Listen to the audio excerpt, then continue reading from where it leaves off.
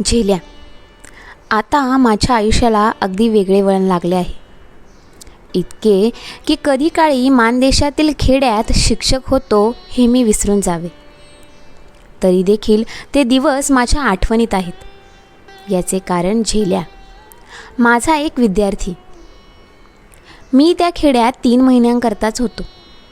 पहिल्याच दिवशी सांधे खिळखिळे झालेल्या लाकडी खुर्चीवर मी बेतानं बसलो.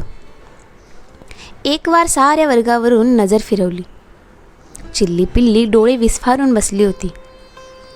नवे मास्तर मारकुटे आहेत की चांगले आहेत, ते सारखे हिशेब आणि गणिते सांगतात की अधूनमधून गोष्टीसुद्धा सांगतात, सारखे वाचन घेतात की गाणीसुद्धा म्हणायला लावतात, असे विचार त्या चिमण्या डोक्यांतून उड्या मारीत असावेत. मी एक वार हळूच हसलो. टेबलावर रुळाखाली ठेवलेली हजेरी उघडली. चिनी मातीच्या दवतीत टाक बुडवला आणि म्हणालो, हजेरी सांगा रे. सदाशिव नारायण. आढ्याशी बिरबिरणाऱ्या चिमणीकडे पाहणारे पहिल्या नंबरचे एक पोरगे दचकले. टोपी सावरून अर्धवट उभे राहत ओरडले, हजर. अब्दुल फत्तूबाई. लाल टोपीचा गोंडा हलला आणि चिरका आवाज उठला, हजर. होता होता शेवटचे नाव मी वाचले, जालंधर एकनाथ. आणि पोरे ओरडली, जालंधर नाही, झेल्या म्हणा, तो साळतच येत नाही. काय येत नाही रे, मी विचारले. कुणाला ठाव मास्तर, आणू का बोलावून, एक जणाने विचारले. घरी नाही त्यो, वड्यात चिंचा पाडतोय, दुसऱ्या एकाने अचूक माहिती सांगितली. पोरांचा एकच गिल्ला चालू झाला. तसा मी रूळ टेबलावर आपटला. गोंगाट बंद झाला. मग 3 चांगली दणकट पोरे जालंधरला बोलावून आणण्यासाठी पाठवून दिली. ती मोठ्या वीरश्रीने गेली. 15-20 मिनिटे झाली असतील नसतील ती जालंधरला घेऊनच आली. तो हिसका हिसकी करत होता आणि पोरांनी त्याचे दंड घट्ट पकडले होते. सोडा त्याला. कुठं होतास रे? वड्यात चिंचा पाडत होता. आम्ही साळत चल म्हणल्यावर शिव्या दिल्या मास्तर, पोरांनी माहिती दिली. बटणी नसलेल्या कुर्त्याला एका हाताने गळ्याशी धरून झेल्या बिथरल्या खुंडासारखा उभा होता. अंगाने किरकोळच, वयानेही फारसा नसावा. डोक्याला मळकट अशी पांढरी टोपी, अंगात कसले कसले डाग पडलेले, बाहीवर ठिगळ लावलेले कुर्ते, तांबड्या रंगाचे चौकडे असलेली गादीपाटाची चड्डी, तिचे दोन्ही अंगचे खिसे फुगलेले, त्यात बहुधा चिंचा भरलेल्या असाव्यात. सौम्य आवाजात मी विचारले, काय रे, शाळेत काय येत नाहीस?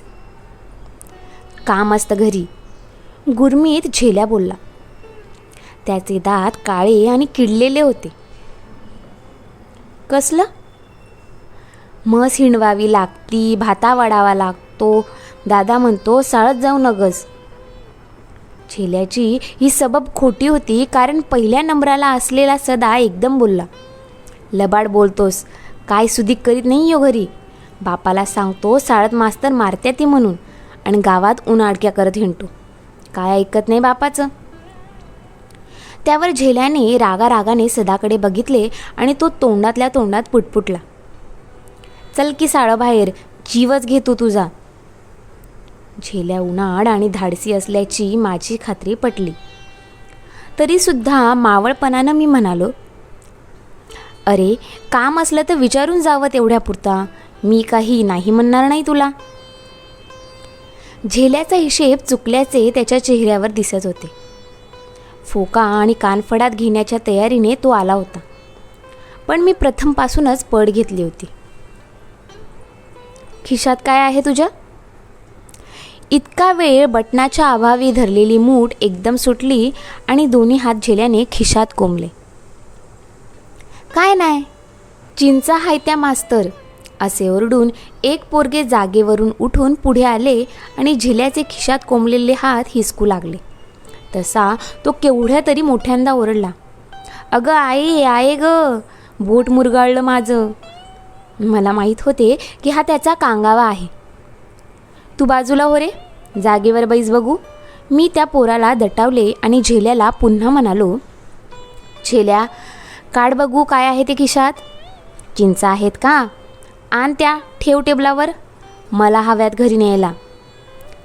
काही वेळ तो तसाच उभा राहिला आणि मग बोलला, समद्या? हो, आधी सगळ्या काढून टेबलावर तरी ठेव, मग मी लागेल तेवढ्या घेतो आणि तुला देतो राहिलेल्या. हिरव्यागार चिंचांचे मोठे मोठे आकडे भराभर खिशातून काढून झेल्याने टेबलावर ठेवले. शाब्बास जालंधर, मास्तरांचा ऐकणारा शहाणा मुलगा आहेस तू. बैस आता जाग्यावर. शाळा सुटल्यावर तुला देईन मी यातल्या चिंचा. झेल्या खुशीने हसला. त्याने एक वार चड्डी दोन्ही हातांनी वर ओढली आणि कुडत्याचा मोकळा गळा मुठीत पकडून तो जागेवर जाऊन बसला. दुसरे दिवशी झेल्या पुन्हा गैरहजर राहिला.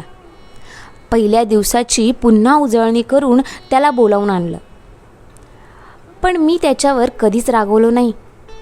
एक आठवडा असा लोटला आणि मग मात्र झेल्या नियमित शाळेत येऊ लागला. मुळात झेल्या एक चुणचुणीत पोरगा आहे. त्याच्या व्रात्यपणात बुद्धीची चमक आहे, कल्पकता आहे. तो कधी सुभाषबाबूंविषयी तर कधी नाना पाटलांविषयी प्रश्न विचारी. त्याला धाडसी माणसे फार प्रिय होती. त्यांच्याविषयी त्या बालमनात अपार आदर होता. आता तो अभ्यासाकडेही लक्ष पुरवू लागला. हा म्हणता 3 महिने संपून गेले. मी झेल्यापाशी माझ्या जाण्याचे बोललो. तो क्षणभर खिन्न झाला, गप्प बसला आणि एकाएकी म्हणाला, मी येतो मास्तर तुमच्या संग. कुठे येणार होता तो माझ्याबरोबर? मी कुठे जाणार होतो हे माझे मलाच माहीत नव्हते, तर त्याला मी कुठे घेऊन जाणार होतो? मी हसलो आणि म्हणालो, अरे वेडा काय तू, मी कुठं जाणार नाही. तालुक्याच्या गावी मोठ्या शाळेत मास्तर होणार आहे.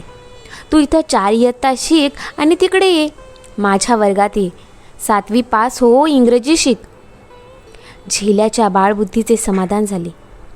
एक तांबड्या दांडीचा टाक आणि पेन्सिल माझी आठवण म्हणून मी झेल्याला दिली. नंतर सर्वांना भेटलो. मुलांचा निरोप घेतला आणि पायी पायी निघालो.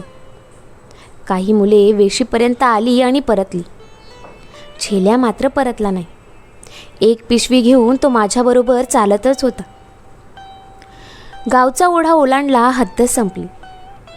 झेल्या, जा तू आता. मी त्याच्या हातातून पिशवी घेतली आणि पाठीवरून हात फिरवला. झेल्याने एकाएकी ओंजळीत तोंड झाकले आणि तो रडू लागला. मास्तर, मी नाही जायचं आता त्या शाळेत. त्याची समजूत काढून मी त्याला परत पाठवला. अंगरख्याच्या बाहीने तो वरचेवर डोळे पुशीत होता आणि मागे वळून पाहत होता. पाऊल वाटेची वळणे घेऊन अखेर झाडाझुडपा आड तो दिसेनासा झाला. तोंड वळवून मीही चालू लागलो. त्यावर अद्याप झेल्या मला कधी भेटला नाही. तो आता कुठे असेल?